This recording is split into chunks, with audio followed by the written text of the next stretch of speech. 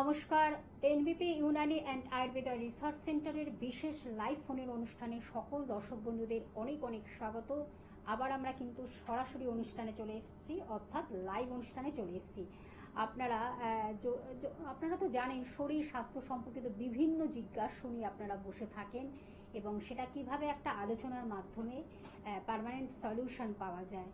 তার কারণ আপনারা জানেন যে আয়ুর্বেদ চিকিৎসা এমন একটি চিকিৎসা পদ্ধতি, বহু প্রাচীন চিকিৎসা, সবচেয়ে বড় কথা বহু প্রাচীন চিকিৎসা, যেটা কিন্তু একেবারে ভেষজ গুণ সমৃদ্ধ। ভেষজ গুণ দ্বারাই কিন্তু সেখানে ঔষধ তৈরি করা হয় এবং সেই ঔষধ ইনটেক করে মানুষ কিন্তু ভালো আছেন। সবচেয়ে বড় কথা, সুস্থ সবল সতেজ জীবন তারা ফিরে পান।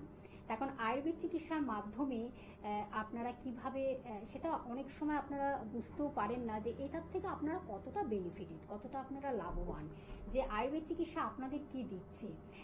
সবচেয়ে বড় কথা কি, যে আয়ুর্বেদ চিকিৎসা যার কোনো কিন্তু পার্শ্ব প্রতিক্রিয়া নেই, সাইড এফেক্ট নেই, যার কোনো নো কেমিক্যালস অর্থাৎ কোনো রাসায়নিক পদার্থ মিশ্রিত নয়, এবং তার সঙ্গে আরও বিশেষ করে যেটা আমরা একটু ভয়ভীতি পাই যে কাটা ছেঁড়া বা অপারেশন, এইগুলো কিন্তু আমাদের একটা ভীষণ ভয়ের জায়গা তৈরি হয়।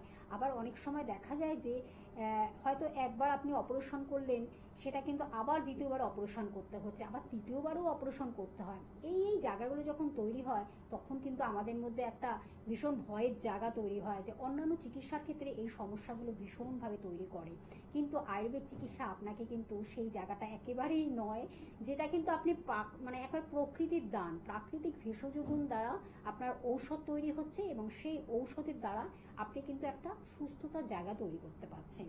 এখন কিভাবে আপনি ভালো থাকবেন, এটা হলো সবচেয়ে বড় কথা। আপনি বিভিন্ন চিকিৎসালয়ে হয়তো আপনি গেছেন, কোনো রেজাল্ট দেয়নি এবং আপনার মধ্যে একটা হতাশাও তৈরি হতে পারে। আমরা সেটা বলবোই না, তখন আয়ুর্বেদ চিকিৎসা কিন্তু আপনাকে হতাশা দেয় না, আপনাকে নতুন একটা জীবন দান করতে পারে একেবারে রুট থেকে, যেটা কিন্তু শিকড় থেকে একেবারে গোড়া থেকে আগা, আপনাকে কিন্তু আগা থেকে গোড়া, যেটা হলো একদম সুন্দরভাবে আপনাকে একটা সুস্থতার জায়গা তৈরি করে দিতে পারছে। এবং সেটার মধ্যেও কিন্তু যে আবার যে সেই রোগটি ফিরে আসবে তাও কিন্তু নয়, তখন আপনাকে একটা নির্দিষ্ট সময় দিয়ে দেবে যে এই সময়ের মধ্যে আপনি কিন্তু একটা সুস্থতার জায়গা আস্তে আস্তে ফিল করবেন এবং আপনি একেবারে সুস্থ সবল সতেজ জীবন ফিরে পাবেন। সেটাই কিন্তু আয়ুর্বেদ চিকিৎসা। তখন এনবিপি ইউনানি আয়ুর্বেদ রিসার্চ সেন্টার সেইভাবে কিন্তু আপনাদের কাজ করে যাচ্ছে। তাদের গ্রুপ অফ ডক্টরস, তাদের মেধা, তাদের শিক্ষা, তাদের কোয়ালিটি, তাদের যোগ্যতা, নাম যশ খ্যাতি, আমার মনে হয় তারা এই চিকিৎসার মধ্যে নিজেদেরকে সেইভাবেই পৌঁছে দিয়েছে এবং তারা কিন্তু ভীষণভাবে সাকসেসফুল। সত্যি আয়ুর্বেদ চিকিৎসা কিন্তু এমন একটি চিকিৎসা পদ্ধতি, প্রত্যেকটি পিন পয়েন্ট আপনাকে কিন্তু ঔষধের মাধ্যমে আপনাকে কিন্তু একটা সুস্থতার জায়গা তৈরি করে দিতে পারছে। এবার আপনি বলতেই পারেন যে আমি হয়তো বিভিন্ন জায়গায় আপনি দেখিয়েছেন, চিকিৎসা কেন্দ্রে গিয়েছেন, তার রেজাল্ট আপনি পাননি, তাহলে আয়ুর্বেদ চিকিৎসার মাধ্যমে আপনি কিন্তু একটা সুস্থতার জায়গা তৈরি করতে পারছেন। সবচেয়ে বড় কথা হলো এটাই, একেবারে বিভিন্ন রোগ, শুধু মানে সাধারণ না, অসাধারণ যেই রোগগুলো কিন্তু ক্রনিক থেকে শুরু করে বিভিন্ন রোগগুলো, একটা ছোট্ট আপনার জ্বর হলো, সেই জ্বর থেকেও যে কি একটা বড় রোগের আকার ধারণ করতে পারে সেটা হয়তো আপনি বুঝতে পারছেন না, কিন্তু যখন ডক্টরদের কাছে আসেন তখন কিন্তু আপনি বুঝতে পারছেন এই জ্বরগুলো বারবার আপনার শরীরে কেন আসছে এবং সেই জ্বর থেকে কি মারাত্মক আকার ধারণ করছে, সেটা কিন্তু আয়ুর্বেদ চিকিৎসার মাধ্যমে কিন্তু একটা সুন্দর সুস্থতার জায়গা আপনি পাচ্ছেন। সেই জ্বর থেকে শুরু করে বিভিন্ন যেই রোগগুলো ক্রনিক রোগ, যেই রোগগুলো আপনি দীর্ঘদিন ধরে পুষছেন কিন্তু সেটা কোনোভাবে হয়তো সারছে না, বিভিন্ন চিকিৎসালয়ে গিয়েছেন কিন্তু কোনোভাবে তার কোনো রেজাল্ট নেই, কিন্তু আয়ুর্বেদ চিকিৎসা আপনাকে কিন্তু সুস্থতার জায়গা তৈরি করে দিচ্ছে। ডায়াবেটিস থেকে শুরু করে সুগার যেটাকে বলে, যেটা কিন্তু ভীষণ আমরা এই রোগে আক্রান্ত হয়, প্রত্যেকটি ঘরে ঘরে যদি আমরা বাঁচি, মানে প্রত্যেকটি একজন করে আমরা ডায়াবেটিস পেশেন্ট পাবো, সেই রোগের পেশেন্টরা এসে কিন্তু ভীষণভাবে তারা সুস্থতার জায়গা পাচ্ছেন আয়ুর্বেদ চিকিৎসার মাধ্যমে। এবং তার সঙ্গে কিডনির সমস্যা থেকে শুরু করে আপনার বিভিন্ন বাতের সমস্যা, যেমন আর্থারাইটিস থেকে শুরু করে স্পন্ডিলাইটিস, যেগুলো মারাত্মক, যেগুলো যে আমাদের এগুলো আলোচনা হয়, বিভিন্ন আর্থারাইটিস, স্পন্ডিলাইটিস, বিভিন্ন ভাগ আছে তাদের, সেগুলো আপনার শরীরে কেন তৈরি হচ্ছে, সেগুলো কিন্তু আয়ুর্বেদ চিকিৎসার মাধ্যমে আপনি কিন্তু একটা সুস্থতার জায়গা পাচ্ছেন। তার সঙ্গে বিভিন্ন স্নায়ু রোগে, নার্ভের সমস্যা থেকে শুরু করে মানসিক রোগ, বিভিন্ন আপনার আরও বিশেষ করে যেগুলো দেখা যায় যে যেগুলো আপনার হয়তো অ্যালার্জি, বিভিন্ন শরীরে অ্যালার্জেটিক সমস্যা আসছে, স্কিনের সমস্যা, হেয়ারের সমস্যা, এইগুলোর কিন্তু একটা আলাদা ডিপার্টমেন্ট রয়েছে, অ্যাস্থেটিক ডিপার্টমেন্ট বলে একটি ডিপার্টমেন্ট রয়েছে। সেখানে কিন্তু আপনাকে স্কিন এবং হেয়ারের চিকিৎসার মাধ্যমেও কিন্তু আপনি একটা সুন্দর একটা মানে সুস্থতার জায়গা এবং সৌন্দর্যের জায়গাও পাচ্ছেন। সেখানেও কিন্তু লা এলিগেন্স বলে একটি মানে অ্যাস্থেটিক ডিপার্টমেন্ট রয়েছে এনবিপিতে। এনবিপিতে আপনি সব রকম চিকিৎসার কিন্তু চিকিৎসা পাচ্ছেন, তার কারণ একই ছাদের তলায় সেখানে কিন্তু বিভিন্ন চিকিৎসা, ক্রনিক রোগ থেকে শুরু করে ছোট বড় স্কিন, হেয়ার, সব রকম চিকিৎসাগুলো কিন্তু আপনি পাচ্ছেন। এবং তার সঙ্গে সবচেয়ে বড় কথা, এখানে কিন্তু আপনি একেবারে একটা টাইমিংয়ের মধ্যে, নির্দিষ্ট সময়ের মধ্যে আপনি কিন্তু সেরে উঠতে পারছেন, সেটাও কিন্তু আপনাকে জানিয়ে দেওয়া হবে যে আপনি এত দিনের মধ্যে বা এত মাসের মধ্যে আপনি আস্তে আস্তে করে একটা জায়গা, একটা ফিল করবেন যে আপনি সুস্থতার জায়গা পাচ্ছেন। পরপর করে কিন্তু আপনাদের আমরা সেইভাবে কিন্তু লাইভ অনুষ্ঠানে আপনাদের জানাই যে কিভাবে আপনারা ভালো থাকবেন, সেই জায়গাগুলো আপনাদের কাছে কিন্তু আমরা পৌঁছে দিই অবশ্যই। তার কারণ এনবিপি ইউনানি আয়ুর্বেদা রিসার্চ সেন্টার কিন্তু সেই কাজ করে যাচ্ছে, তাদের গ্রুপ অফ ডক্টরস এবং ডাক্তারবাবুরা ভীষণভাবে তারা কিন্তু তাদের অক্লান্ত পরিশ্রম এবং তাদের মেধা শিক্ষা দিয়েই তারা কিন্তু সাকসেসফুল জায়গায় পৌঁছে গেছেন। শুধু কলকাতার মধ্যে সীমাবদ্ধ নয়, পশ্চিমবঙ্গ তথা ভারতবর্ষ এবং পৃথিবীর বুকেও কিন্তু আয়ুর্বেদ চিকিৎসাকে তারা ঘরে ঘরে পৌঁছে দিচ্ছেন এবং মানুষ ভালো আছেন। সবচেয়ে বড় কথা, মানুষ ভীষণ ভালো আছেন। এবং আয়ুর্বেদ চিকিৎসা যার কোনো সাইড এফেক্ট নেই, পার্শ্ব প্রতিক্রিয়া নেই, যেটা আমরা ভয় পাই এবং আমরা অনেক সময় এই যে বিভিন্ন ব্যথা বেদনা হয়, আমার বাইরে থেকে ওষুধপত্র কিনে আমরা হয়তো সাময়িক সুখ পাই, কিন্তু সেটা একেবারেই নয়। আয়ুর্বেদ চিকিৎসা সেই কথা বলে না। আয়ুর্বেদ চিকিৎসা বলে যে আপনাকে সেইভাবেই কিন্তু একটা সুন্দর ডায়াগনোসিসের মাধ্যমে, প্রপার ট্রিটমেন্টের মাধ্যমে আপনি কিন্তু একটা সুস্থ সবল সতেজ জীবন ফিরে পাচ্ছেন। আমি অবশ্যই একটু বলে দেবো এনবিপি ইউনানি আয়ুর্বেদা রিসার্চ সেন্টারে ডাক্তারবাবুদের আপনারা কোথায় কখন পাচ্ছেন তার শিডিউলটা, এবং আমি একটু জানিয়ে দিচ্ছি। আপনারা অধীর আগ্রহে বসে থাকেন, জুন জুলাই মাস ধরে কিন্তু তারা রয়েছেন সারা ভারতবর্ষ জুড়ে। আমি একটু বলে দিচ্ছি, পশ্চিমবঙ্গ জেলা সব কিছুতেই কিন্তু আপনারা পেয়ে যাচ্ছেন। বনগাঁতে পাচ্ছেন ডক্টর এন ভট্টাচার্যকে পাচ্ছেন, ক্যানিংয়ে পাচ্ছেন ডক্টর আরদেকে পেয়ে যাচ্ছেন, এবং রায়গঞ্জে পাচ্ছেন ডক্টর এস ঘোষালকে পেয়ে যাচ্ছেন, কাকদ্বীপে পাচ্ছেন ডক্টর বি শর্মা উপস্থিত থাকছেন, এনবিপি Unani Ayurveda research centre director উপস্থিত থাকছেন, খড়গপুরে থাকছেন ডক্টর এন ভট্টাচার্য, এবং বহরমপুরে থাকছেন ডক্টর এ হালদার উপস্থিত থাকছেন, মালদহে থাকছেন ডক্টর এস ঘোষাল, এবং জামশেদপুরে থাকছেন ডক্টর এন ভট্টাচার্য উপস্থিত থাকছেন, কৃষ্ণনগরে থাকছেন ডক্টর এ হালদার উপস্থিত থাকছেন, কোচবিহারে উপস্থিত থাকছেন ডক্টর এস ঘোষাল, এবং হেরিয়াতে থাকছেন ডক্টর বি শর্মা উপস্থিত থাকছেন, মেচেদাতে থাকছেন ডক্টর বি শর্মা, আসানসোলে থাকছেন ডক্টর বি শর্মা উপস্থিত থাকছেন, বর্ধমানে থাকছেন ডক্টর এন ভট্টাচার্য উপস্থিত থাকছেন, এবং হলদিয়াতে থাকছেন ডক্টর এ হালদার উপস্থিত থাকছেন, এবং শিলিগুড়িতে থাকছেন ডক্টর এস ঘোষাল উপস্থিত থাকছেন, বোলপুরে থাকছেন ডক্টর বি শর্মা উপস্থিত থাকছেন, এবং দুর্গাপুরে উপস্থিত থাকছেন ডক্টর এন ভট্টাচার্য উপস্থিত থাকছেন, বাঁকুড়াতে থাকছেন ডক্টর এ হালদার উপস্থিত থাকছেন, গঙ্গারামপুরে থাকছেন ডক্টর এস ঘোষাল উপস্থিত থাকছেন, আরামবাগে থাকছেন ডক্টর এ হালদার উপস্থিত থাকছেন, আগরতলাতে থাকছেন ডক্টর বি শর্মা উপস্থিত থাকছেন, শিলচরে থাকছেন ডক্টর বি শর্মা উপস্থিত থাকছেন, পুরুলিয়াতে থাকছেন ডক্টর এ হালদার উপস্থিত থাকছেন, গৌহাটিতে থাকছেন ডক্টর এস ঘোষাল উপস্থিত থাকছেন, এবং ঝাড়গ্রামে থাকছেন ডক্টর এ হালদার উপস্থিত থাকছেন, ডিব্রুগড়ে থাকছেন ডক্টর এস ঘোষাল, এবং দিল্লিতে থাকছেন ডক্টর এস ঘোষাল উপস্থিত থাকছেন। সেটা কিন্তু 22/7/25 দিল্লিতে উপস্থিত থাকছেন, এবং আলিপুর দুয়ারে থাকছেন ডক্টর বি শর্মা উপস্থিত থাকছেন। আপনাদের আমরা শিডিউলটা জানিয়ে দিলাম। জুন এবং জুলাই মাস জুড়ে তারা কিন্তু সারা ভারতবর্ষ জুড়ে রয়েছেন। এবং আমি আরেকটু বলে দিই যে হেড অফিস কিন্তু মধ্যমগ্রামে অবস্থিত, এবং সেখানে কিন্তু সোম থেকে শনি কিন্তু প্রত্যেকটা এক্সপিরিয়েন্স ডক্টরদের আপনারা পেয়ে যাচ্ছেন। এবং এছাড়াও কিন্তু হাতিবাগানে, উত্তর কলকাতার হাতিবাগানে পাচ্ছেন, এবং দক্ষিণ কলকাতার ল্যান্সডাউনে পেয়ে যাচ্ছেন অবশ্যই চেম্বার, এবং বেলুড়ে পাচ্ছেন, এবং খিদিরপুরও বন্ধুরা অবশ্যই পাচ্ছেন, এবং হাওড়া শ্রীপুর বাল্টিগুড়িতেও পাচ্ছেন, এবং প্রত্যেক বৃহস্পতিবার কিন্তু দক্ষিণ 24 পরগনা আমতলাতে পাচ্ছেন, সেখানে ডক্টর বি শর্মা উপস্থিত থাকেন। ফোন নাম্বারটা আমি একটু জানিয়ে দিচ্ছি, হেল্পিং নাম্বার বলে টিভি স্ক্রিনে লেখা রয়েছে 9830235527 একটি নাম্বার, এবং আরেকটি নাম্বার 9830235527। 3537। আসুন আমরা একটু দেখে নিই এনবিপি ইউনানি আয়ুর্বেদা রিসার্চ সেন্টারে যারা এসেছেন দূর দূর প্রান্ত থেকে, কাছের দূরের বন্ধুরা এসে তারা কতটা সুস্থ সবল সতেজ জীবন ফিরে পেয়ে তারা কতটা আনন্দিত, উচ্ছ্বসিত, প্রাণবন্ত হয়ে, প্রাণোচ্ছল হয়ে তাদের বক্তব্যগুলো আপনাদের কাছে পৌঁছে দিচ্ছেন, তারা ভালো আছেন। আসুন আমরা তারই এক ঝলক দেখে নিই। নিবেদিতা প্রেস। আচ্ছা, আপনার কি সমস্যা হয়েছিল? হাঁটুর সমস্যা। কতদিন ধরে ভুগছেন আপনি? 2011 থেকে। আচ্ছা, এখন আপনি এনবিপি ইউনানি অ্যান্ড আয়ুর্বেদা রিসার্চ সেন্টারে কতদিন ধরে চিকিৎসা করছেন? তিনবার এলাম, ভালোই আছে এখন। আচ্ছা, আপনার ব্যথা এখন কম আছে? অনেক কম আছে। ভালো আছেন আপনি এখন তাহলে?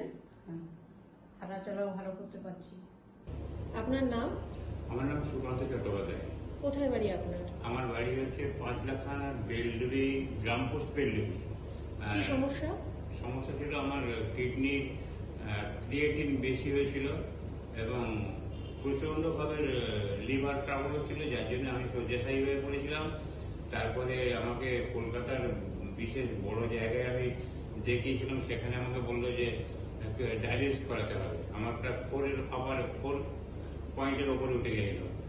আবার ওখান থেকে আমাকে যিনি গাড়ি করে নিয়ে গেলেন বললো, কাকা তুমি ব্যাঙ্গালোরে আবার চলে যাও, ব্যাঙ্গালোর যদি বলে ডায়ালিসিস করতে হবে তাহলে ডায়ালিসিস করবে। আমি ব্যাঙ্গালোরে গেলাম, ব্যাঙ্গালোরে ওখানে ডায়ালিসিস কথা বলেনি, ওখানে ওষুধ দিয়েছিল, ওষুধগুলো দেখে খাচ্ছিলাম। তারপরে ভাবছি যে আবার 3 মাস পরে ওখানে রিপোর্টটা দিয়ে যাবো, কিন্তু আমি গরিব লোক, আমি যেতে পারি না। আমার পুজোর আগে ঠিক ইয়েও পাইনি, মানে রিজার্ভেশনও পাইনি।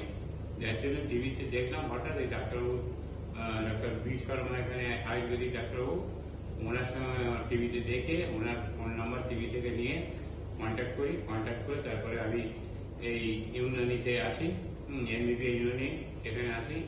এখানে এসে ডাক্তারবাবুর কাছে আমি দেখাচ্ছি। এইটা নিয়ে আমি 3য় বার এসেছি।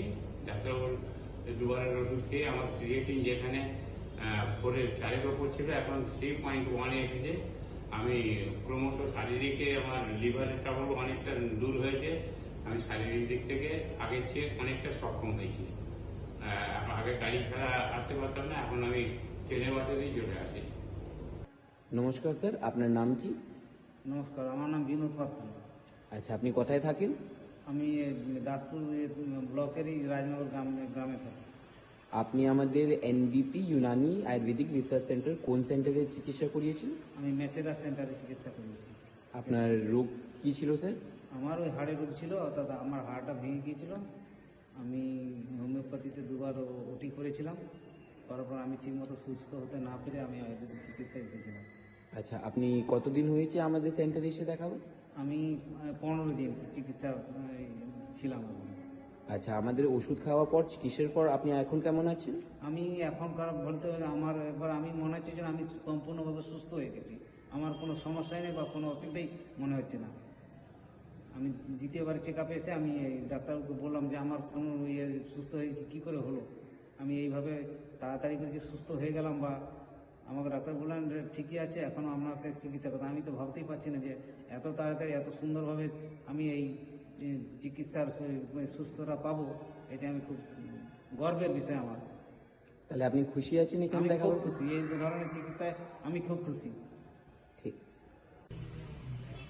আপনার নাম? রীতা দাস। কোথায় বাড়ি আপনার? বাড়িতে। কি সমস্যা ছিল আপনার? সমস্যা ছিল আমার ওয়েট লস ছিল, একটু লিভারের সমস্যা ছিল, মানে গ্যাস অম্বলের সমস্যা ছিল। কিন্তু আমি 2 সপ্তাহ ওষুধ খেয়ে মানে 27শে অক্টোবর আমি দেখিয়েছি, আবার আমি এলাম নেক্সট 10ই নভেম্বর। এর মধ্যে আমি কিন্তু অনেক উপকার পেয়েছি। আপনি তাহলে এনবিপি ইউনানি অ্যান্ড আয়ুর্বেদা রিসার্চ সেন্টারে চিকিৎসা করে এখন ভালো আছেন তাহলে? খুবই ভালো, মানে মিরাকেল, অসম্ভব। জাস্ট মিরাকেল আর কি।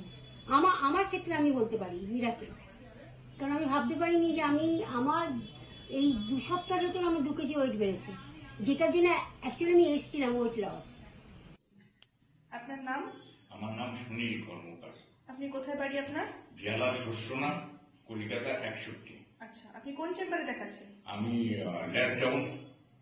আচ্ছা, আপনি কোন সমস্যা নিয়ে এখানে এসেছিলেন? আমার high sugar, high pressure, spondylitis ছিল, পেসমেকার আছে এবং আমি কিডনির জন্য ফুলে গেছিলাম। আচ্ছা, আপনি যখন এসেছিলেন আপনার ক্রিয়েটিনিন লেভেল কত ছিল? ওটা ছিল আর 9 কত ছিল, ওটা 10-এর একদম কাছাকাছি ছিল। আচ্ছা, এখন কত আছে? এখন 5-2 মনে হচ্ছে যত সম্ভব। কতদিন মেডিসিন? এটা 15 দিন মেডিসিন খেয়ে আমি এতটাই ভালো আছি, মানে আমি যে জায়গাটায় একদম শ্বাস নিতে পারছিলাম না, খুব কষ্ট হচ্ছিল শরীরে, আমি ম্যাডামের সাহায্যে, ম্যাডামের হেল্পে আমি প্রচন্ড ভাবে ভালো আছি। ঠিক আছে, থ্যাংক ইউ। যেটা আমার সত্যি কথা বলতে, যে আমি এত তাড়াতাড়ি এতটা ইমপ্রুভ হবো, আমাকে ডায়ালিসিসের অর্ডার দিয়ে দিয়েছিল। ওখানে তো আমার পয়সা লাগতো না ডায়ালিসিসে, কারণ আমার ওটা আছে। তো আমি সেই ডায়ালিসিস করবো না ভয়ে, আমার পেসমেকার আছে, যার ফলে আমি টিভির মাধ্যমে প্রোগ্রামটা দেখে আমি এখানে আসতে বাধ্য হয়েছি। এখানে এসে আমি প্রচন্ড ফল পেয়েছি। আপনারা তো অবশ্যই দেখলেন যে কতটা সুস্থতার জায়গা পেয়েছে এনবিপিতে এসে, তারই এক ঝলক আপনাদের দেখান। এরকম ছোট ছোট আমাদের কিছু এক্সাম্পল আছে, আমরা দেখাচ্ছি, কিন্তু এই রকমই অসংখ্য মানুষ কিন্তু এসে সুস্থ সবল সতেজ জীবন ফিরে পেয়ে তারা কতটা আনন্দিত, উচ্ছ্বসিত, প্রাণবন্ত এবং তাদের বক্তব্যগুলো আপনাদের কাছে পৌঁছে দিচ্ছেন। সত্যি এনবিপি ইউনানি আয়ুর্বেদা রিসার্চ সেন্টার কিন্তু সেই কাজ করে যাচ্ছে। আর এনবিপি ইউনানি আয়ুর্বেদা রিসার্চ সেন্টারের আয়ুর্বেদ চিকিৎসক, বিশিষ্ট আয়ুর্বেদ চিকিৎসক ডক্টর এন ভট্টাচার্যকে যখন আমরা সঙ্গে পাই, আর তাহলে তো আর কোনো কথাই নেই, তখন নতুন নতুন আমাদের অনেক কিছু থাকে। ডক্টর আমাদের সঙ্গে উপস্থিত রয়েছেন সিএমও, তাকে স্বাগত একটু আগে জানিয়ে নিই, তারপরে অবশ্য আমরা আলোচনায় ফিরব। নমস্কার, স্বাগত আপনাকে ম্যাডাম। নমস্কার। আপনাকে পাওয়া মানেই তো আমাদের মনে হয় অনেক কিছু পাওয়ার আশায় আমরা বসে থাকি, যে আমরা কিভাবে একটা সুস্থ সবল সতেজ জীবন ফিরে পাবো আয়ুর্বেদ চিকিৎসার মাধ্যমে। বিশেষ করে এখন একটা গরম, তো একটা গরমের আভা তো রয়েছে, তার সঙ্গে মাঝে মাঝে ঝিরিঝিরি বৃষ্টি, বর্ষার প্রকোপ। এই যে বর্ষার সময় বিশেষ করে পেটের সমস্যাটা আমরা খুবভাবে দেখি, এটা কি কারণে হয়, কি সুপরামর্শ দেবেন? দেখুন, এই গরমের সময় বা বর্ষাকালে প্রচুর পরিমাণে পেটের সমস্যা দেখা দেয়। যাদের অলরেডি পেটের সমস্যা রয়েছে তাদের ক্ষেত্রে তখন একটু বাড়াবাড়ির দিকে চলে যায়। আর নতুন করেও কিন্তু অনেকের মধ্যে যাদের সারা বছরই কোনো সেরকম সমস্যা হয় না, এই গরম গ্রীষ্মকালে বা বর্ষাকালে কিন্তু অতিরিক্ত পরিমাণে পেটের সমস্যাগুলো দেখা দেয়। মেইনলি এর কারণ হচ্ছে জল। ওয়াটারবর্ন ডিজিজ আমরা বলে থাকি যে কিছু কিছু রোগ এরকম রয়েছে যেগুলো ওয়াটারবর্ন ডিজিজ, মানে দূষিত জল থেকে আপনার এই সমস্যাগুলো চলে আসতে পারে। অনেক জায়গায় এখন ফ্লাড হচ্ছে, বন্যা হচ্ছে, সেই জায়গায় পরিশোধিত জল সরবরাহ ঠিকভাবে হচ্ছে না। খাবার জল যদি আপনার পরিষ্কার না হয় তাহলে আপনার কিন্তু পেটের অনেক সমস্যা আসতে পারে, যার জন্য আমরা সবসময় বলি প্রয়োজন হলে আপনি জল ফুটিয়ে খান, বা কোনো ভালো আপনার ফিল্টার, অ্যাকোয়াগার্ড এগুলো থাকলে এগুলো থেকে জল খাবেন। পরিষ্কার পরিশোধিত জল যাতে হয়। বাইরে আপনি যখন বেরোচ্ছেন চেষ্টা করুন আপনার নিজের জল নিজের সাথে ক্যারি করার, কারণ প্রচন্ড গরম এক, দ্বিতীয়ত হচ্ছে ওই বাইরের জল যে এক ঢোক জলই তো খাবো, দোকান থেকে একটু জগের থেকে জল খেয়ে নিলাম, এটা আপনি করবেন না। আপনার এই এক ঢোক জল খেতে গিয়ে কিন্তু আপনার শরীরে অনেক নতুন ধরনের রোগের সৃষ্টি হতে পারে, সেদিকে একটু খেয়াল রাখুন। নিজের জলটা নিজে ক্যারি করুন।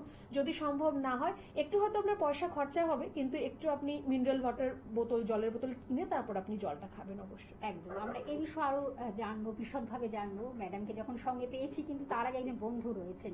নমস্কার, কে আছেন সঙ্গে? নমস্কার। হ্যাঁ নমস্কার, বলুন। মায়ের সুগার প্রেশার দুটোই আছে। আচ্ছা, মায়ের সুগার প্রেশার আছে। আচ্ছা, কত বয়স কত মায়ের? 56। শুনুন ম্যাডাম বলছে। তো এই সুগার প্রেশারের চিকিৎসা তো নিশ্চয়ই চলছে? হ্যাঁ, আর কিডনিও রোগ আছে।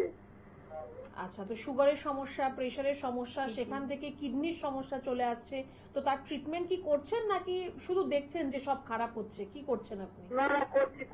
চিকিৎসা করছেন। তাহলে চিকিৎসা করলে উনি ভালো হচ্ছেন না নিশ্চয়ই, তার জন্যই আপনার ফোনটা করা, তাই তো? হ্যাঁ। তো দেখুন, শুধু ফোন করলে তো হবে না, আপনাকে একটু কাজ করতে হবে। সেটা হচ্ছে আপনি আগে একটা ওনার সুগার রিপোর্ট করান, খাবার আগে খাবার পরে একটা সুগারের রিপোর্ট করান, একটা নতুন কিডনির পরীক্ষা করান যে ওনার ক্রিয়েটিনিন লেভেলটা কোন জায়গায় আছে সেটা আমরা দেখব। এই পরীক্ষাগুলো আপনি একটু করুন। আর তারপর একটু বলবো যে হেল্পলাইন নাম্বারে একটু ফোন করে যোগাযোগ করুন, আপনার বাড়ির কাছাকাছি কোন চেম্বারটা রয়েছে একটু জেনে নিন। এই রিপোর্টসগুলোর সাথে নিয়ে আর এখন কি ওনার ট্রিটমেন্ট চলছে সেই মেডিসিন বা প্রেসক্রিপশনটাকে সাথে নিয়ে অবশ্যই আপনার মাকেও সাথে নিয়ে আসবেন। একটু বলবো চেম্বারে দেখা করুন, তাহলে ওনার আরো আমরা প্রপারভাবে গাইডলাইন দিতে পারবো যে কি ধরনের খাবার উনি খাবে বা কিভাবে উনি থাকবে। আপাতত প্রোটিন জাতীয় খাবারটা ওনাকে একটু কম দেবেন, মাছ, মাংস, ডিম, ডাল, সয়াবিন, পনির এগুলো একটু কম দেবেন। আমি একদমই খেতে বারণ করবো না, কিন্তু একটু কম দেবেন। আর জলের মাত্রাটা কিন্তু একটু পর্যাপ্ত জলের মাত্রা করতে হবে, কিন্তু যদি ক্রিয়েটিনিনের মাত্রা বেশি থাকে তাহলে কিন্তু জলটা একটু কম দেবেন ওনাকে। মিষ্টি একদমই দেবেন না, মাটির নিচের কোনো সবজি ওনাকে দেবেন না, এক্সট্রা সল্ট মানে খাবার সাথে আলাদা করে নুন নিয়ে ওনাকে খেতে দেবেন না একদমই।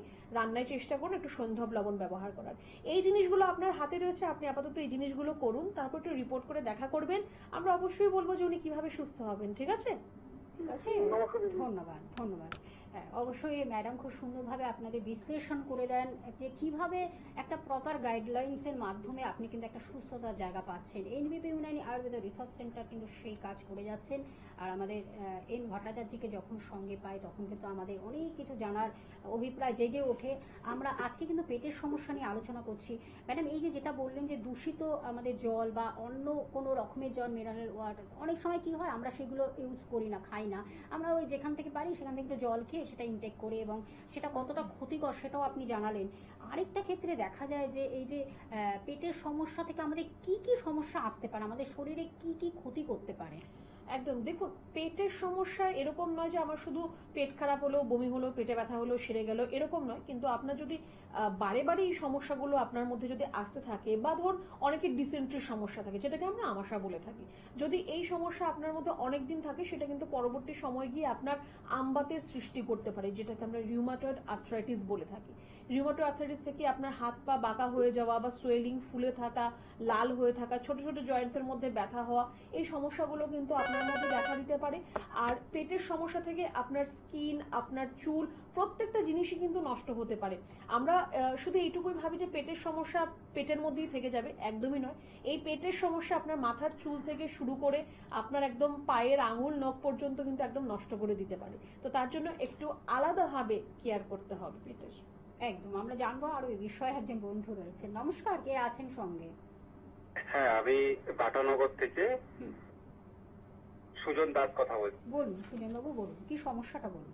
সমস্যা হচ্ছে দাঁতের যে মাড়ি আছে, মানে দাঁতের গোড়ায় ব্যথা করছে এবং ফুলে আছে। এটা মানে শীতের দিকে হয়, কিন্তু এখন দেখা যাচ্ছে সারা বছরই হচ্ছে। আর দাঁতের ব্যথা, এর জন্য আমি স্বাভাবিকভাবে ঘুমাতে পারছি না, রাতে ভালো করে কোনো খাবার চিবিয়ে খেতে পারছি না, এবং দাঁতগুলো একটু হালকা হালকা টাইপের হয়ে গেছে, নড়ছে। দাঁতের মাড়ি থেকে রক্ত বেরোয় কি আপনার? রক্ত সেভাবে বেরোয় না, কিন্তু ব্যথা করে আছে খুব। আর ফুলে আছে বললেন, তাই তো? ফুলে আছে, একদম একদম। আচ্ছা, দেখুন আপনার দাঁতের মাড়িতে যদি আপনার এরকম সোয়েলিং থাকে, ফুলে থাকে বা ব্যথা হয়, সেটা আপনার গাম ইনফেকশন হচ্ছে, মানে মাড়ির মধ্যে আপনার ইনফেকশন হচ্ছে। প্রাথমিক টোটকা কিছু আছে যেটা করলে অন্তত পক্ষে আমি ঠিকঠাক ভাবে জীবনযাপন করতে পারবো, মানে খাওয়া দাওয়া বা ঘুমানো? রাতে একদম ঘুম হচ্ছে না, ব্যথা করছে। সে তো বোঝা গেল, কিন্তু তারপর আপনি কি করবেন? এটা আপনি প্রাথমিকভাবে, আমি আপনাকে কিছু একটা বললাম, সেটা আপনাকে প্রাথমিক রিলিফ দিল, কিন্তু সেটা যদি বারবার আপনার হয় তারপর তো প্রত্যেকটা দাঁত আপনার পড়ে যাবে, কারণ আপনি নিজেই বলেন দাঁতগুলো আপনার হালকা হয়ে যাচ্ছে। ঠিক আছে, হালকা হয়ে যাচ্ছে, নড়ছে। সেটা হবেই, দাঁত নড়বেই আপনার, কারণ যে জায়গাটা আপনার ধরে থাকা হবে কোনো টুথপেস্ট, দাঁত মেডিকেলি। হ্যাঁ, দেখুন আপনার দাঁতের মাড়ি যদি এরকম দুর্বল থাকে, দাঁত তো আপনার হালকা হয়ে যাবে। আপনি এখন যেটা আপনি করতে পারেন, সামান্য একটু গরম জল করুন, তার মধ্যে একটু নুন দেবেন, দিয়ে ওই জলটা দিয়ে আপনি কুলকুচি করুন, সারাদিনে 2-3 বার আপনি এই জিনিসটা করুন। আর একদম কচি পেয়ারা পাতা, সেটা আপনি চিবিয়ে খান, তার রসটা যাতে আপনার সারা মুখে লাগে, আপনার মাড়ির মধ্যে যাতে লাগে, সেটা আপনি একটু অবশ্যই চেষ্টা করুন করার। আর তারপর একটু বলবো যে যদি সম্ভব হয় একটু আপনি ডক্টরের সাথে কনসাল্ট করুন। আমার বাটানগর বাড়ি, নিয়ারেস্ট কি আছে আপনার? একটু হেল্পলাইন নাম্বারে ফোন করুন। হ্যাঁ, আমি বলে দেবো অবশ্যই হেল্পিং নাম্বারটা। আমি তাও একবার বলে দিচ্ছি, 9830235527 একটি নাম্বার, এবং আরেকটি নাম্বার 9830235537। এই দুটি নাম্বার হলো হেল্পিং নাম্বার। কোথায় কখন ডাক্তারবাবুরা বসছেন, আপনার বাড়ি থেকে চেম্বার কতটা কাছে না দূরে, সব কিছু জানার জন্য কিন্তু এই দুটো নাম্বার আপনাকে ভীষণভাবে হেল্প করবে। এবং যদি কোথাও ট্রিটমেন্ট করে থাকেন, প্লিজ সেটাও কিন্তু আপনারা সঙ্গে নিয়ে আসবেন। প্রেসক্রিপশন রিপোর্টসগুলো যত আছে বা কোনো কিছু যদি আপনার এক্সরে রিপোর্ট থেকে শুরু করে বিভিন্ন সিটি স্ক্যান এগুলো যা যা আছে সেগুলো ক্যারি করবেন, নিয়ে আসবেন সঙ্গে। তাহলে কি হয়, আরও সুন্দরভাবে সেটাকে প্রপার ডায়াগনোসিসের মাধ্যমে প্রপার ট্রিটমেন্টটা আরও সুন্দর করে পাবেন। এনবিপি কিন্তু আপনাদের সেই কাজ করে যাচ্ছে। ম্যাডাম, আজকে যে আমাদের আলোচনা চলছে পেটের সমস্যা, এই যে অনেক সময় আপনি যেটা বলেন এটা স্কিনের উপরও কিন্তু ভীষণভাবে এফেক্ট করে। আমরা দেখি অনেক সময় এই যে বাজে খারাপ জলে আমাদের হয়তো পা দিলে বা যে কোনো নোংরা কিছু যদি আমাদের শরীরে পড়ে, তার ক্ষেত্রে দেখা যায় যে শরীরে কি হয়, অ্যালার্জেটিক একটা সমস্যা চলে আসে, গুড়ি গুড়ি সারা শরীরে হয়ে যাচ্ছে লাল লাল। এইগুলো কি মানে এটা কিভাবে আপনি বলবেন এই বিষয়ে? জলের ক্ষেত্রে দেখুন কিছু কিছু প্রত্যন্ত জায়গায় দেখা যায় যে কলের জলের মধ্যে যদি আর্সেনিকের মাত্রা খুব বেশি থাকে, সেখানে কিন্তু নখের মধ্যে বা আঙুলের মধ্যে ইনফেকশন হয়ে যাওয়া, আর্সেনিক থেকে ডিজিজ হওয়া, এগুলোও কিন্তু দেখা দেয়। তো আর এছাড়াও ধরুন এই যে বৃষ্টির জল বা বর্ষার জল, অনেকেরই সেন্সিটিভ স্কিন থাকে, যে জল কাদা এগুলোর মধ্যে পা পড়লে বা যদি বৃষ্টির জলও গায়ে পড়ে সেখান থেকে ইনফেকশন হয়ে যাওয়া, অ্যালার্জি হয়ে যাওয়া, এই সমস্যাগুলোও কিন্তু দেখা দেয়। শুধুমাত্র যে আমাদের যে জলটা পান করব সেটাই যে পরিষ্কার হতে হবে সেরকম নয়, আপনি যে ব্যবহার করছেন যে জলটা, যদি অতিরিক্ত ক্লোরিন থাকে আপনার জলের মধ্যে বা যেটা বললাম আর্সেনিকের মাত্রা যদি বেশি থাকে, সেখান থেকেও কিন্তু আপনার শরীরের মধ্যে এক্সটার্নালি আপনার কিন্তু ডিজিজ কন্ডিশন হতে পারে, রোগ কিন্তু এর থেকেও আপনার আসতে পারে। তার জন্যই বারে বারে বলা যে জলটা যাতে আপনার অ্যাটলিস্ট পরিশোধিত জল হয়। খাবার জলটা তো অবশ্যই পরিষ্কার হতে হবে। ব্যবহারের জল, যাদের অ্যাটলিস্ট সেন্সিটিভ স্কিন রয়েছে তাদের ক্ষেত্রে কিন্তু ব্যবহারের জলটাও কিন্তু একটু পরিষ্কার হওয়ার প্রয়োজন আছে। একদম। আরেকজন বন্ধু রয়েছে, নমস্কার, কে আছেন সঙ্গে? হ্যাঁ, আমি বর্ধমান থেকে বলছি, পূজা। বলুন পূজা, বলুন কি সমস্যা? আমার সমস্যাটা হলো একবার আমার মাঝে মাঝে পেটটা ব্যথা করছে। পেট ব্যথা করছে মাঝে মাঝে? হ্যাঁ। আচ্ছা, বয়স কত আপনার? 28। শুনুন ম্যাডাম বলছে, এটা আপনার মাঝে মাঝে যে পেট ব্যথা করে, তো তার জন্য কোনো ডাক্তার দেখিয়েছেন বা কোনো চিকিৎসা করিয়েছেন? না, চিকিৎসা করাই। তো তাহলে কি হবে, মানে পেট ব্যথা করলে আপনি কি করেন? মানে আমাকে লাগে যেরকম অ্যাসিড হয়ে গেছে, যে গরম জল খেলে ভালো হয়ে যায়। দেখুন, এটা যদি আপনার একবার দুবার এরকম সমস্যা হয়, হ্যাঁ সেটা ঠিক আছে, আপনার পেটে ব্যথা হলো, আপনি একটু হালকা গরম জল খেলেন, তাতে আপনার পেট ব্যথা কমে গেল, সেটা ঠিক আছে, সেটা ভালো। কিন্তু যদি এরকম হচ্ছে যে আপনার বারে বারে এই সমস্যাটা হচ্ছে, তাহলে কিন্তু এটা একদমই ভালো নয়। আপনার প্রয়োজন রয়েছে কিছু পরীক্ষা করার, একটা ইউএসজি রিপোর্ট করান। আপনার লিভারের সমস্যা থেকে এটা হতে পারে। যদি লিভার আপনার বড় হয়ে থাকে বা লিভারে যদি ফ্যাট জমে থাকে, ফ্যাটি লিভার আমরা যেটাকে বলি, তার থেকেও কিন্তু আপনার পেটে ব্যথার সমস্যা আসতে পারে। আর প্রত্যেক দিন যাতে আপনার স্টুলটা ক্লিয়ার হয়, আপনার যাতে পেট পরিষ্কার হয়, সেদিকে খেয়াল রাখবেন। আর পেট ব্যথা হলে গরম জল নয়, সারাদিনই চেষ্টা করুন একটু হালকা গরম জল খাওয়ার। তার থেকে আপনার হজমটাও ভালো হবে, আপনার পেটও পরিষ্কার হবে, আপনার পেটের ব্যথাটাও দেখবেন আস্তে আস্তে আপনার কমে যাচ্ছে। তারপরেও বলবো যে ফর ইউর সেফ সাইড আপনি একটা আপনার ইউএসজি রিপোর্ট করুন, পেটের ছবি একটা করার। তাহলে আপনার এই লিভার বা প্যানক্রিয়াস বা গলব্লাডার সংক্রান্ত কোনো সমস্যা রয়েছে কিনা সেটা আমরা দেখতে পাবো। ঠিক আছে? ঠিক আছে, ধন্যবাদ। ম্যাডাম, এই যে আজকে যে আমরা যে আলোচনাটা যে করছি পেটের সমস্যা নিয়ে, অনেক সময় আমরা বুঝতে পারি যে গ্যাস, অম্বল, অ্যাসিড, ওনার কথা রেশ নিয়ে বলবো আমরা, এগুলোকে অনেক সময় আমরা খুব মানে কি করি, গ্যাস, অম্বল, অ্যাসিডের সমস্যা হওয়া মানে সকালে উঠে একটু নয় কোনো ওষুধ খেয়ে নিলাম বা বাইরে থেকে কিছু ইয়ে জাতীয় অ্যাসিডিটি, মানে কিভাবে সেটাকে মারা যায় তার জন্য ওষুধ খেয়ে নিই। এই যে এটা কতটা ক্ষতিকর হতে পারে এবং তার আপনি কি তার অ্যাডভাইসটা দেবেন, বিশেষ করে গ্যাস, অম্বল, অ্যাসিড হলে আমাদের অনেক সময় পেটের ব্যথা, এটা যদি আপনি একটু ডেসক্রাইব করেন। এই গ্যাস অম্বলের সমস্যা দেখুন প্রত্যেকের ঘরে ঘরেই রয়েছে, অল্প বিস্তর প্রত্যেকেরই রয়েছে। আর প্রত্যেকেরই একটা টেন্ডেন্সি থাকে যে সকালে খালি পেটে একটা মেডিসিন খেলে সারাদিন আমার ভালো যাবে। কিন্তু এটা আমি বলছি না, এটা WHO থেকে রিসেন্টলি একটা আর্টিকেলের মধ্যে আমরা দেখতে পেয়েছি যতগুলো এরকম মেডিসিন রয়েছে, পিপিআই মেডিসিন স্পেশালি যেগুলো রয়েছে, অনেক মেডিসিনই কিন্তু আস্তে আস্তে দেখা দিচ্ছে যে এগুলো কিন্তু আপনি যদি অনেক দিন ব্যবহার করছেন, আপনার শরীরে কিন্তু একটা খারাপ প্রতিক্রিয়া ফেলছে। আপনি ভাবছেন আপনি আপনার লিভার ভালো করার জন্য মেডিসিনটা খাচ্ছেন, কিন্তু আপনার একটা লিভার ভালো করতে গিয়ে কিন্তু আপনার কিডনি হয়তো আপনার নষ্ট হয়ে যাচ্ছে। তো এই মেডিসিনগুলো আস্তে আস্তে কিন্তু কিছু কিছু মেডিসিন অলরেডি ব্যান হয়ে গেছে। তো এই জায়গাটা থেকে আমি বলবো যে আপনি কেন এটা ভাববেন যে প্রতিদিন সকালে উঠে আপনাকে মেডিসিন খেতে হবে। আপনি যখন জন্ম নিয়েছিলেন তখন তো আপনার পেটের সমস্যা ছিল না, আর তখন তো আপনি প্রত্যেকদিন সকালে কোনো মেডিসিন এরকম খেতেন না। আপনার সিস্টেমটাকে ঠিক করুন। আপনারা কি করছেন যে সকালে ওষুধ খেয়ে ব্যাপারটাকে আপনারা ধামাচাপা দিয়ে রাখছেন, যে সকালে ওষুধ খেলাম সারাটা দিন ভালো গেল, এবার আমি নিমন্ত্রণ বাড়িও খাবো, আমি বাইরেও খাবো, এই করবো সেই করবো। কিন্তু আপনার সিস্টেমটাকে আগে আপনি ঠিক করুন। আপনাকে ধামাচাপা দিয়ে কোনো লাভ নেই। সিস্টেমটা ঠিক করলে আপনার এই সকালে উঠে মেডিসিন খেতে হবে না, ভয়ে ভয়ে থাকতে হবে না যে নিমন্ত্রণ বাড়ি গিয়ে কি করে খাবো, বা বাইরে খাওয়া দাওয়া কি করে করবো, বা ঘরেই রিচ খাওয়া দাওয়া কি করে করবো, এই ভয়ে আপনাকে থাকতে হবে না। তো সিস্টেমটাকে ঠিক করার জন্য কি করতে হবে? প্রথমত সারাদিন 3 থেকে 3.5 লিটারের মতো জল খাবেন। চেষ্টা করুন সেটা ঈষদুষ্ণ গরম জল খাওয়ার জন্য। ঠান্ডা জল তো একদমই উচিত নয় খাওয়া। স্পেশালি অনেকেই আমরা এখন প্রচন্ড গরম পড়েছে, আমরা বাইরে থেকে সোজা ঘরে এসে ফ্রিজ খুলে ঢকঢক করে আমরা জল খাচ্ছি। একদমই সেটা করবেন না। সেটা আপনার শুধুমাত্র পেটের নয়, আপনার পুরো বডির যে টেম্পারেচার রয়েছে সেটাকে হঠাৎ ফ্লাকচুয়েট করে দিতে পারে। সেখান থেকে কিন্তু আপনার হাইপোভলমিক শক হতে পারে, হার্টের উপর আপনার চাপ পড়তে পারে। অনেক ধরনের কিন্তু কারণ রয়েছে। ঠান্ডা জল যে আমরা বারণ করি তার পেছনে অনেক কারণ রয়েছে, শুধু পেটের জন্য নয়, অন্যান্য অনেক সমস্যার জন্যই কিন্তু আমরা ঠান্ডা জল অ্যাভয়েড করতে বলি। দাঁড়িয়ে জল খাওয়া একদমই চলবে না, বসে জল খান, সিপ সিপ করে জল খাবেন। আগে প্রত্যেকের বাড়িতেই স্টিলের গ্লাস বা কাঁসার কাচের গ্লাস এগুলো থাকতো, আমরা গ্লাসে করে জল খেতাম। এখন আমাদের ফ্যাশন আমরা বোতলে জল খাই। সিপ সিপ করে জল খাবেন, গ্লাসের মধ্যে জল খান, সেটা ভালো হবে। আর খাওয়া দাওয়ার দিক থেকে বলবো সিজনাল ফ্রুটস আর সিজনাল ভেজিটেবলস, যে সময় যেই ফল বা যেই সবজিটা আপনি পাচ্ছেন সেটা খাবেন। অফ সিজনে এই যে এখনো মার্কেটে হয়তো আপনি ব্রোকলি বা ফুলকপি বাঁধাকপি এগুলো পাবেন, সিজন নয় একদমই খাবেন না, উচিত নয় খাওয়া। কমলা লেবু ফলের মধ্যে এখন দেখা যায় সবসময় পাওয়া যাচ্ছে, খাবেন না, উচিত নয় খাওয়াটা। যেই সময় যেই ফল বা সবজি সেটা আপনি খাদ্য তালিকায় গ্রহণ করুন। আর প্রত্যেক দিন, বেশি নয়, আধা ঘন্টার সময় একটু নিজের জন্য বার করুন। সেটা আমি প্রত্যেকের জন্য বলবো, starting from housewife to the working lady, আর প্রত্যেকটা পুরুষের জন্য বলবো আধা ঘন্টার সময় নিজের জন্য বার করুন। একটু ওয়ার্কআউট করা, একটু যোগা প্রাণায়াম করা, কিচ্ছু না হোক একটু হাঁটা, কিন্তু একটু জোরে জোরে হাঁটা। এরকম নয় যে আমি তো বাজার করতে যাচ্ছি হেঁটে যাচ্ছি, না, হাঁটার জন্য বেরোবেন, হাঁটবেন। যারা ঘরে কাজ করে তারা হয়তো ভাববেন যে আমি তো সারাদিনই ঘরের কাজ করি।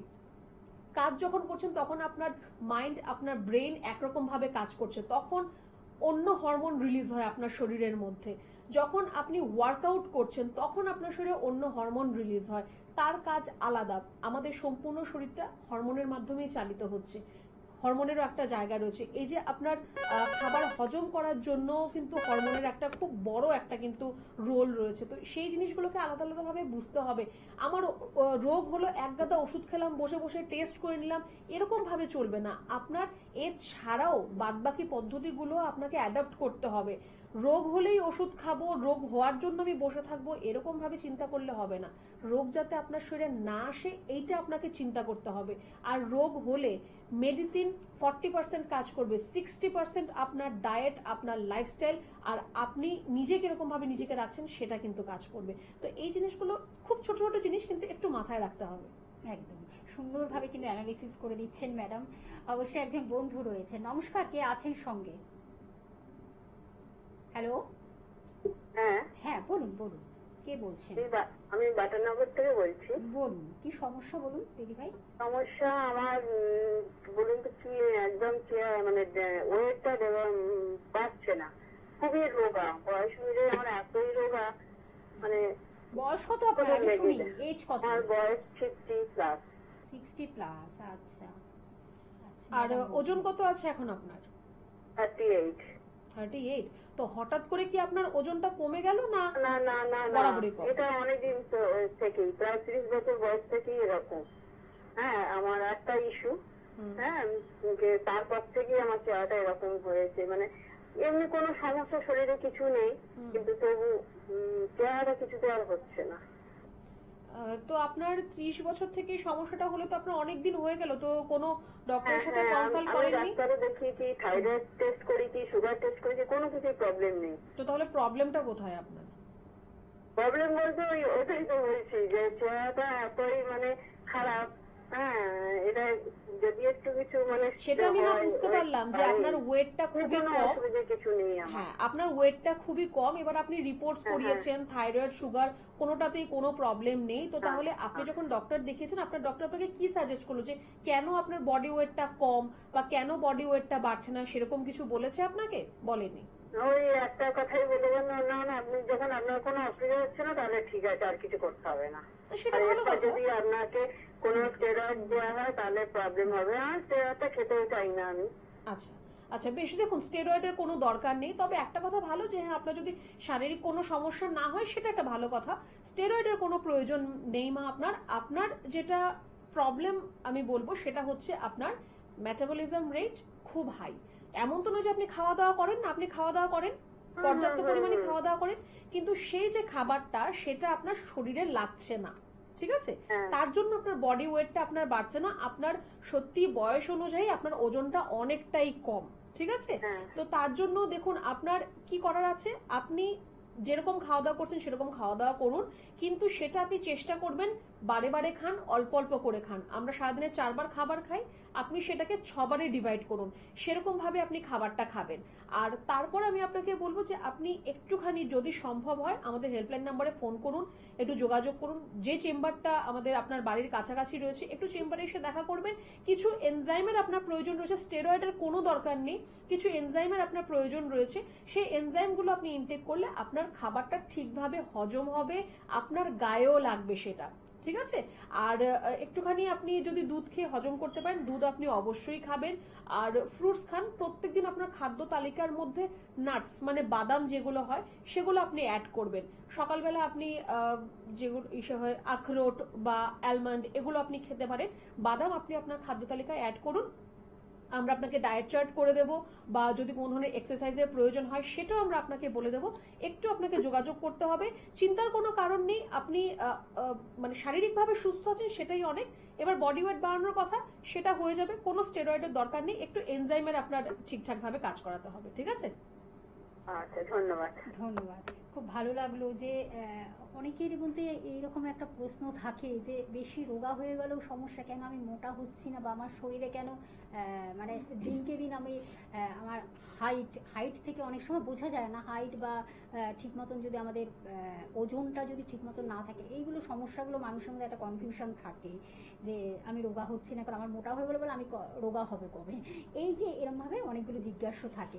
ম্যাডাম, যেটা নিয়ে আজকের আমাদের আলোচনা চলছে পেটের সমস্যা, অনেক সময় দেখা যায় যে পেটের সমস্যার সঙ্গে লিভারের কি কোনো একটা কানেক্ট, কি বলবো, এটা লিঙ্কটা কতটা, এবং সেটা কতটা লিভারের সমস্যা থাকলেও কি পেটের ওপর তার রিফ্লেকশন করতে পারে? অবশ্যই, কারণ লিভার থেকেই আপনার সম্পূর্ণ যে খাদ্য যে প্রসেসিং হওয়া, যেটা আপনার হজম হওয়া, সেটা আপনার লিভার থেকেই শুরু। আমাদের খাদ্য নালী যেটা আমাদের মুখ থেকে শুরু হয়ে আমাদের অ্যানাস পর্যন্ত যেটা রয়েছে, সেটা কিন্তু একদম মুখে আপনি যখন খাবার দিচ্ছেন তখন থেকে কিন্তু আপনার খাবারটা হজম হওয়ার প্রক্রিয়া কিন্তু অলরেডি শুরু হয়ে যাচ্ছে। আমাদের যে মুখের স্যালাইভা যেটা রয়েছে সেটা কিন্তু ইনিশিয়ালি খাবারটাকে ব্রেকডাউন করতে সাহায্য করে, তারপর আস্তে আস্তে সেটা লিভারে যাচ্ছে, স্টমাকে যাচ্ছে, সেরকম ভাবে আস্তে আস্তে সেটা কিন্তু আমাদের যেটা রেস্ট অফ দ্য পার্ট যেটা থেকে যাচ্ছে, যেটা আমাদের শরীরের আর প্রয়োজন নেই, সেটা আমাদের অ্যানাসের মাধ্যমে ইন দ্য ফর্ম অফ স্টুল বেরিয়ে যাচ্ছে সেটা। তো এই লিভার একটা খুব ইম্পর্টেন্ট রোল প্লে করছে, কারণ লিভার আপনার খাবারটাকে ব্রেকডাউন করছে, আর সেই লিভার থেকে কিন্তু আপনার শরীরে যে পুষ্টির দরকার সেটা কিন্তু লিভারের মাধ্যমেই কিন্তু ছড়িয়ে যাচ্ছে। তো লিভারকে ঠিক রাখা খুবই প্রয়োজন। এবার অনেক ক্ষেত্রেই বোঝা যায় না যে আপনার লিভার এফেক্টেড কিনা, রিপোর্টস করার আগে একদমই বোঝা যায় না, বা যদি আপনার কোনো পেটের সমস্যা না হয় তাহলে একদমই কিন্তু সেটা ধরা যায় না যে আপনার লিভার থেকে কোনো সমস্যা হচ্ছে কিনা। তো সেই জায়গাটা অবধি যাতে না যেতে হয়, আগে থেকেই আপনার লিভারকে নিয়ে আপনি একটু কনসিয়াস হয়ে গেলে ভালো হবে, একটু খাওয়া দাওয়ার দিকে একটু নজর দিলে ভালো হবে।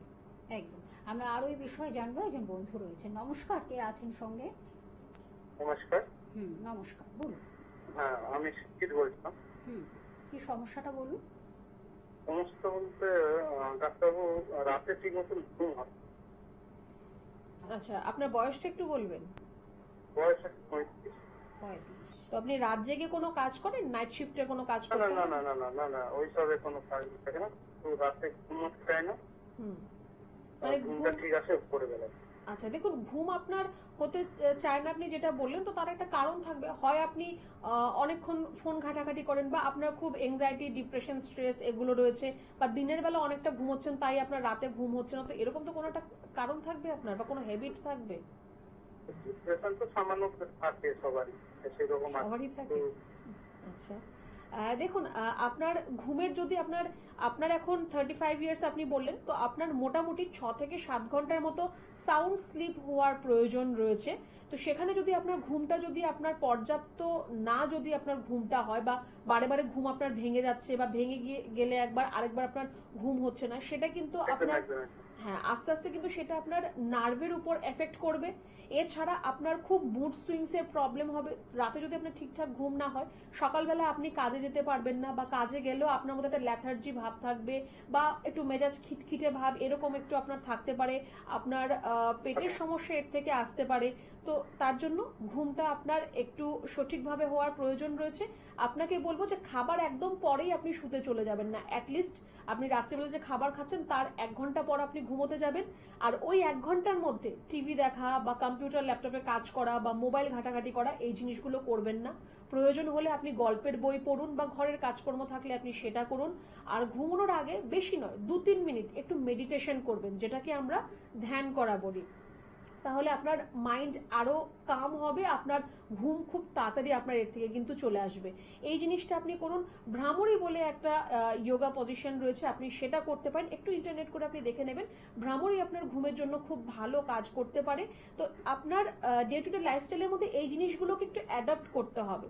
তারপরও যদি আপনি দেখছেন যে না আপনার ঘুম ঠিকঠাক ভাবে হচ্ছে না, আমি বলবো যে আপনার হয়তো মেডিকেশনের প্রয়োজন নেই, কিন্তু আমাদের পঞ্চকর্মা থেরাপির মধ্যে রয়েছে শিরোধারা বা শিরোবস্তি, এটা আপনি নিতে পারেন। এর থেকেও আপনার কিন্তু খুব সুন্দর ঘুম আসবে। আগে আমি যেটুকু বললাম আপনি সেটুকু একটু করার চেষ্টা করুন। তারপর যদি দেখছেন ঘুমের সমস্যা হচ্ছে, একটু যোগাযোগ করবেন। ধন্যবাদ। ধন্যবাদ। হ্যাঁ হ্যাঁ, সুন্দরভাবে আসলে ম্যাডাম আপনাদের অ্যানালিসিস করে বলে দিচ্ছেন যে কিভাবে আগে থেকে প্রিকশন নেবেন, আগে থেকে কিভাবে অ্যালার্ট হবেন, সচেতন হবেন। তার কারণ এগুলো আমরা অনেক সময় কিছু রোগ আমাদের শরীরে যখন প্রবেশ করে আমরা বুঝতেও পারি না, ফিল করি ঠিকই, কিন্তু সেটা বোঝার ক্ষমতাটাও আমাদের মধ্যে থাকে না। ডক্টররা পরামর্শ অনুযায়ী যদি আপনারা চলতে পারেন এবং সেটাকে আগে থেকে এসে সেটাকে কিভাবে রোগকে প্রতিরোধ করা যায়, প্রিভেন্ট করা যায়, তাহলে কিন্তু আপনারা সুস্থ সবল সতেজ জীবনটা ফিরেই পেতেই পারেন। এবং সুন্দরভাবে মেনটেনের মাধ্যমে, যেটা ম্যাডাম বলে দিচ্ছেন, এইভাবে যদি আপনারা মেনটেন করেন, তাহলে মনে হয় আমরা একটা সুস্থতার জায়গা পাই। অবশ্যই আমরা একটু জানিয়ে দেবো এনবিপি ইউনানি আয়ুর্বেদা রিসার্চ সেন্টারের গ্রুপ অফ ডক্টরসদের আপনারা কোথায় কখন পাচ্ছেন, তার একটু শিডিউলটা আমি একটু জানিয়ে দিচ্ছি। জুন এবং জুলাই মাস জুড়ে তারা রয়েছেন বিভিন্ন চেম্বারে। বুনগাতে রয়েছেন ডক্টর এন ভট্টাচার্য, যিনি কিন্তু আমাদের আজকের guest doctor, doctor N Bhattacharya. বুনগাতে আপনারা পাচ্ছেন তাকে। ক্যানিংয়ে পাচ্ছেন ডক্টর আর দেকে, এবং রায়গঞ্জে পাচ্ছেন ডক্টর এস ঘোষালকে, এবং কাকদ্বীপে রয়েছেন ডক্টর বি শর্মা উপস্থিত থাকছেন, এনবিপি ইউনানি আয়ুর্বেদা রিসার্চ সেন্টারের ডিরেক্টর থাকছেন।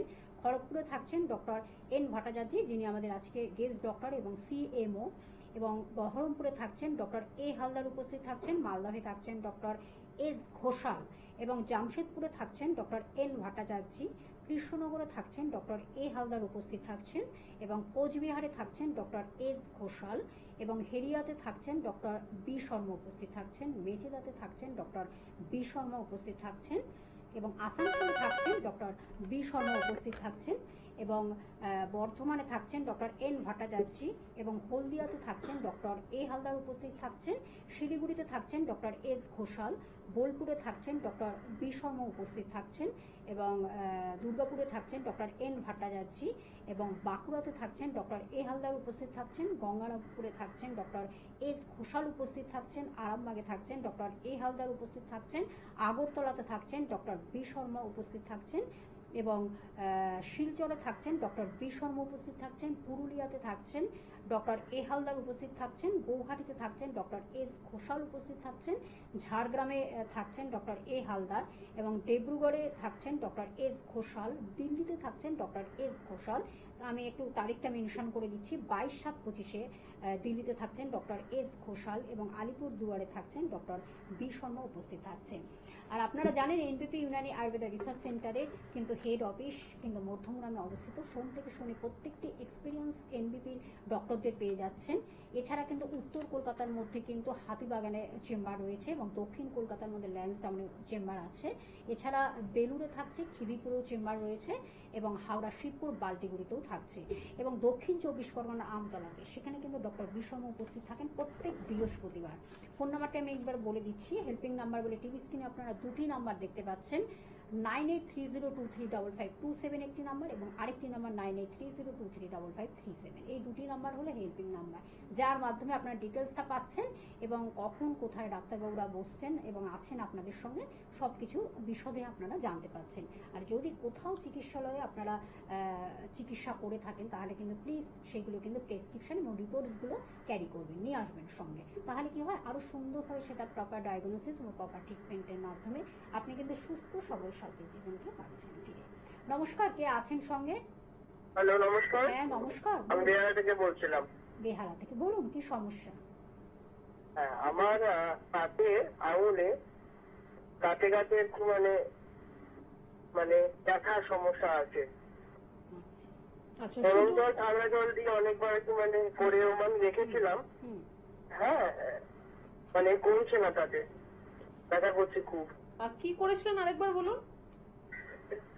গরম জল ঠান্ডা জলে হাতটাকে দিয়ে নুন জলে হাত ডুবিয়ে রেখেছিলেন?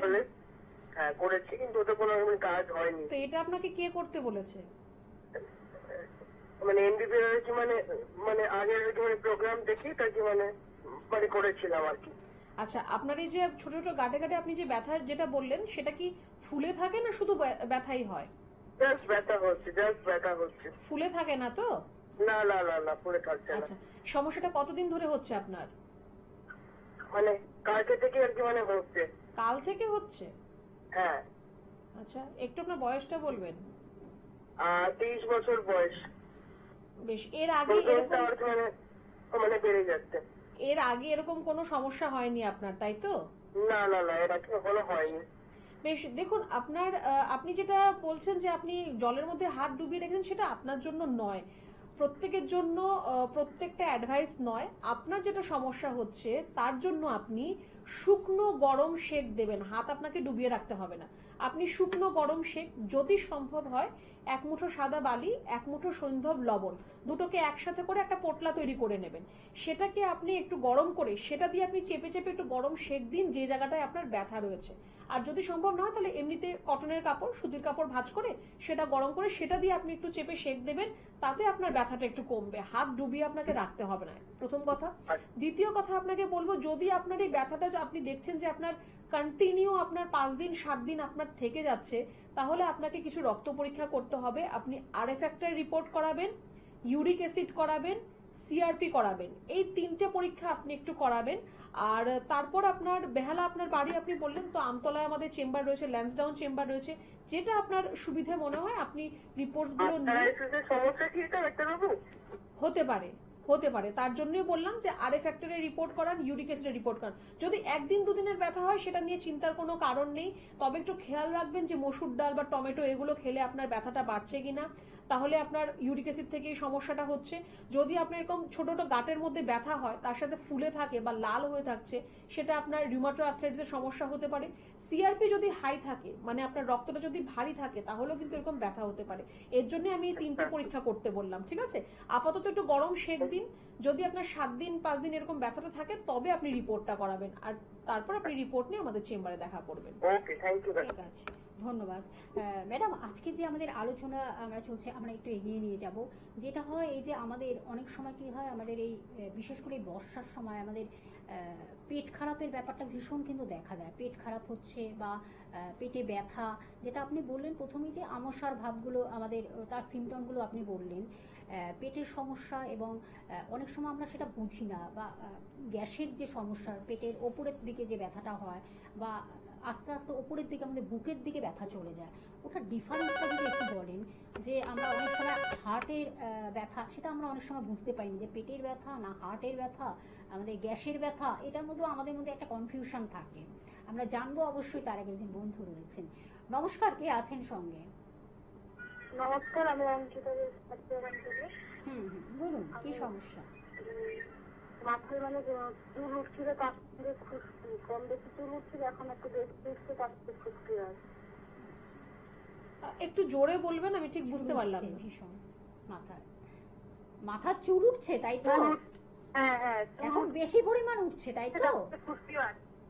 আচ্ছা, দেখুন, এটা কি বর্ষাকালে আপনার বেশি হয় এই চুল ওঠার সমস্যাটা?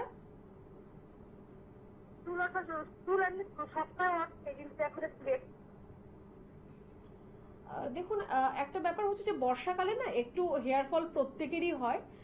যদি আপনার সারাদিনে মোটামুটি আপনি দেখছেন যে 100টার মতো আপনার চুল পড়ছে, কিন্তু তারপর আবার সেরকম রিকভারি আপনার হয়ে যাচ্ছে, সেটা নিয়ে আপনার কোনো চিন্তার কারণ নেই। কিন্তু যদি আপনি দেখছেন যে আপনার অতিরিক্ত চুল পড়ে যাচ্ছে কিন্তু নতুন করে আবার সেখানে আপনার চুল হচ্ছে না, তাহলে আমরা সেটাকে বলবো যে আপনার হেয়ার ফলের সমস্যা রয়েছে। সেখান থেকে আপনাকে একটাই কথা বলার, যাতে আপনার স্ক্যাল্পের মধ্যে, আপনি বলেন ড্যান্ড্রাফের সমস্যাও রয়েছে, তো স্ক্যাল্পের মধ্যে যাতে আপনার ময়লা জমা না হতে পারে, একটু আপনার মাথায় সপ্তাহে একদিন হলো একটু আপনি হট অয়েল মাসাজ করবেন, নারকেল তেল, পিওর নারকেল তেল হলে খুব ভালো, হালকা একটু গরম করে নিন, ইনডাইরেক্ট হিটে একটু গরম করে নেবেন হালকা, সেটা আপনার মাথায় ভালো করে আপনি একটু মাসাজ করুন, আপনার ফিঙ্গার টিপসগুলো দিয়ে ভালো করে একটু মাসাজ করুন, তারপর কোনো হার্বাল শ্যাম্পু বা মেডিকেটেড শ্যাম্পু ব্যবহার করুন। চুলটাকে পরিষ্কার রাখতে হবে। কাঠের চিরুনি ব্যবহার করবেন অবশ্যই।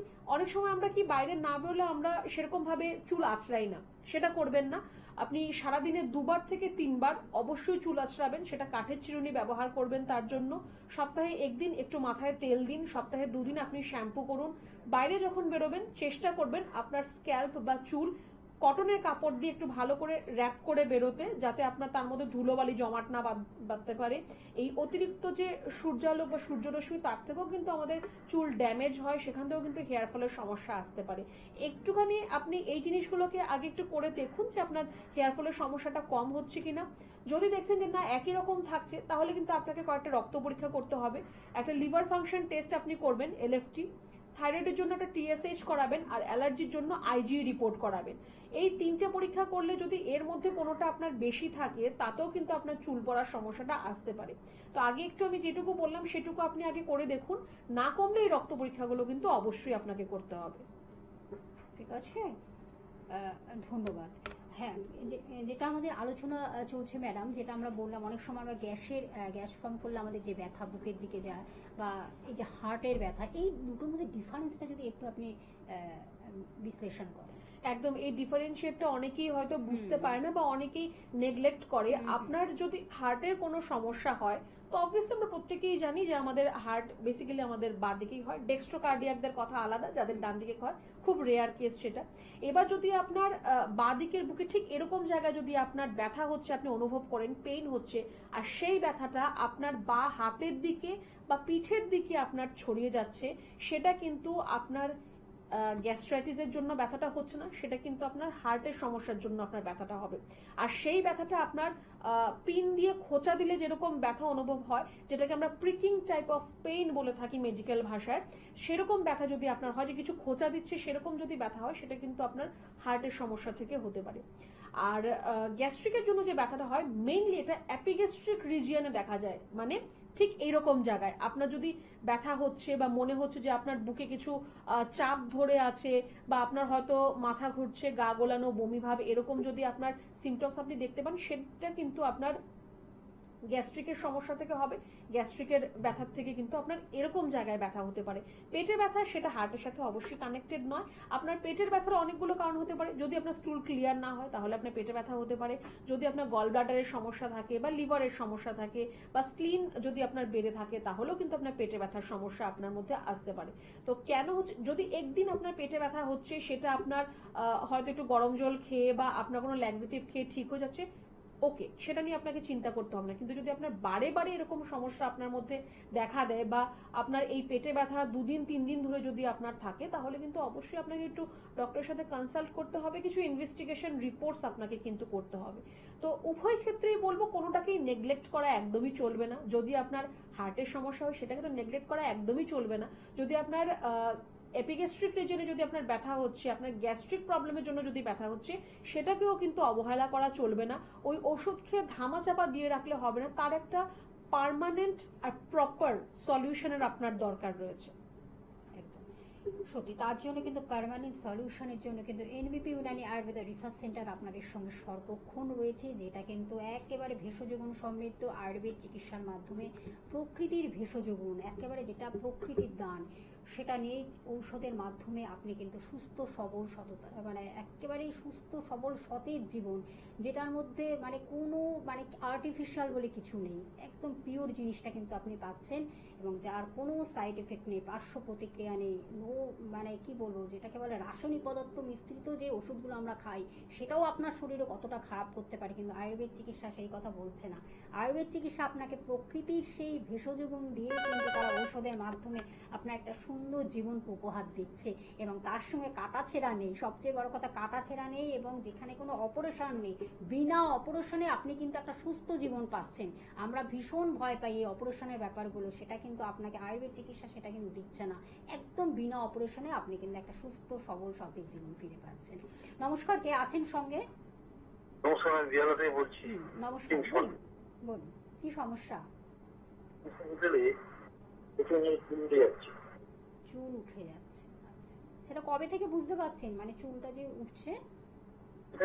3 মাস হলো। 3 মাস হলো, আচ্ছা। আপনার ফ্যামিলিতে এরকম কারোর হিস্ট্রি রয়েছে যে এরকম চুল উঠে যাচ্ছে বা টাক পড়ে যাচ্ছে, এরকম কোনো হিস্ট্রি আছে আপনার ফ্যামিলিতে? ফ্যামিলিতে নেই। তো 3 মাস ধরে আপনার যখন এরকম চুল পড়ার সমস্যা হচ্ছে, তো কোনো পরীক্ষা কিছু করিয়েছেন?